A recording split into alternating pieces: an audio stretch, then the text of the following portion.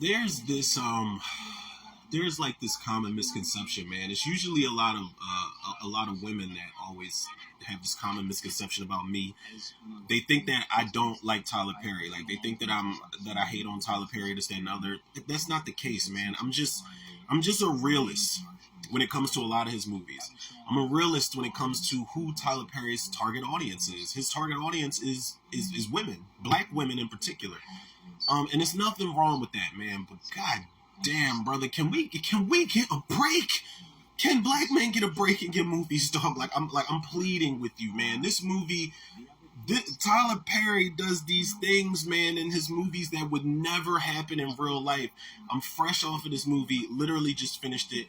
I'm not going no higher than a 3 out of 10, man. I almost gave it a 4 out of 10. But I'm just so drained with how this movie turned out, man. The first 4 fucking minutes of this movie is they're outrageous.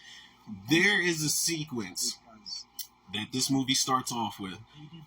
Corey Hardrict and Megan Good and their families are in a church for Corey Hardrict's brother's funeral.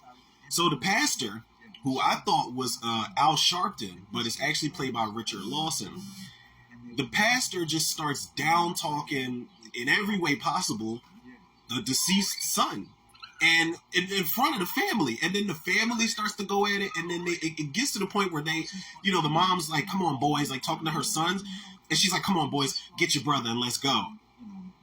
What? And everybody in the church is just looking like, oh my god, like nobody leaves. Everybody just sits and watches, and she's like, no, because they paid for the casket. We don't need their money. Get your brother, put him in the truck, and let's go. They literally take the dead brother out the casket and put him in the back of the truck and bury him in the front of their fucking yard.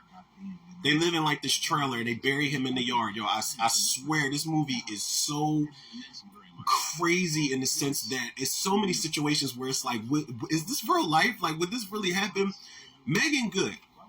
I like Megan Good in everything she's in, but there's always this point where, not always, but there's this point where Megan Good in certain movies will try to sound tough or gangster, and it just don't work, man. It takes me back to when she was in Waist Deep, and she was like trying to talk street and trying to do this and that. She does that towards the end of the movie in the third act, for sure.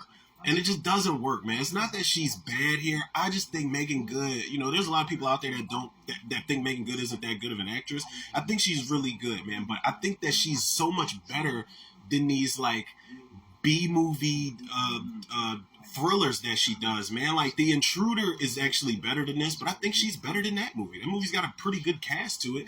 But I just think Megan Good is like, so, she's been on the up and up, man. And this is kind of beneath her. Corey Hardrict, man, I don't like this actor. I think that he's trying.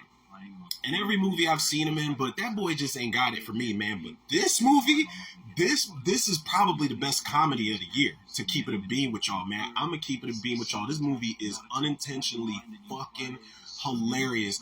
And this guy right here is one of the funniest fucking villains I've seen all 2024. I'm hoping nobody has an unintentionally funny role like this one, because this dude is just, when you can tell he's internalizing a lot. He's got a lot of built up anger. They even try to do some social commentary about it with him getting help, and they might as well have a caption pop up at the end of the movie where it's like, Megan Good says to the mom at some point, she's like, yeah, you need to be careful how far you push good people, because it's only but so much they're going to take, or whatever fuck type of reading rainbow moment that they have at the end of it. Like, just put a little caption up and be like, have you or one of your loved ones suffered from anger issues or depression? Like, it's like, all right, man, this is ridiculous. It's ridiculous. Richard Lawson's good in this movie, but he's even got moments where I'm like, bro, like, are you trying to act here? Debbie Morgan, phenomenal actress, man. I think she was in Eve's Bayou, so this would make it, kind of like her and Megan Good are reunited on set, because they both are in Eve's Bayou, if I'm not mistaken. Debbie Morgan is so good in this movie, man. She is definitely too good for this movie. And there's a moment, Megan Good's got her friend zone guy after she goes through the divorce, and she's got her knight in shining armor. He does have one of the realest lines in the entire movie, where he tells her, I don't want to sleep with you so you can get over him. I want to be the only thing on your mind, and it's not going to be fair to me if we do this now. Like, I was like, okay, bro, like, I feel you, but the way that he gets his ass kicked by Corey Hardrict, the dude is a bruiser, the guy that she's fucking with after Corey Hardrict, and he's getting his ass kicked at some point. Corey Hardrick breaks into their home and the dude's upstairs asleep because apparently Megan Good put the punani on him so good, knocked his ass out into a little mini coma. So they get into a scuffle upstairs, and this dude, y'all got to see this movie, man, because the dude is really built, and Corey Hardrick is whooping his ass all up and down the fucking the crib, man. It's ridiculous. The third act, speaking of whooping ass, the third act is weak as fuck. I'm thinking at some point there was going to be a twist where he not only was he crazy and abusive, but he's like, psychotic, like serial killer. I'm thinking that, okay, this is about to turn into Fatal Attraction.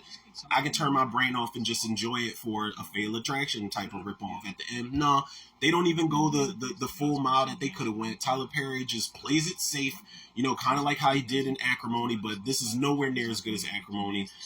I went into this because I actually enjoyed Mea Culpa a lot, and I was really surprised when I went into it, and I was like, man, I ain't watching Mea Culpa, and it actually was pretty good. So I was like, all right, let's see if Tyler Perry can go back to back. As far as the movies that I'm watching, this is one of those movies that doesn't even have to exist, man. If I'm being completely honest, and I really admire and respect Tyler Perry, man. But you know what you be doing when you make these movies, bro. You do. You know where your strengths and your weaknesses are at. Writing, directing, and producing, casting, directing your actors, because this is a badly directed movie. I don't know what these actors, what type of direction they were given. Everybody's just doing whatever the fuck they want to do, man. It's like nobody, with the exception of Megan Good, Corey Hardrick, Debbie Morgan, and Richard Lawson, nobody's doing anything that isn't on the page, man. And I'm just so fucking frustrated with these Tyler Perry movies, man, because some of them are okay, some of them are pretty good, man, but the ones that are bad are just fucking awful, man. But I feel like the majority of the 3 out of 10 comes from this guy, man, and it's crazy that I said that because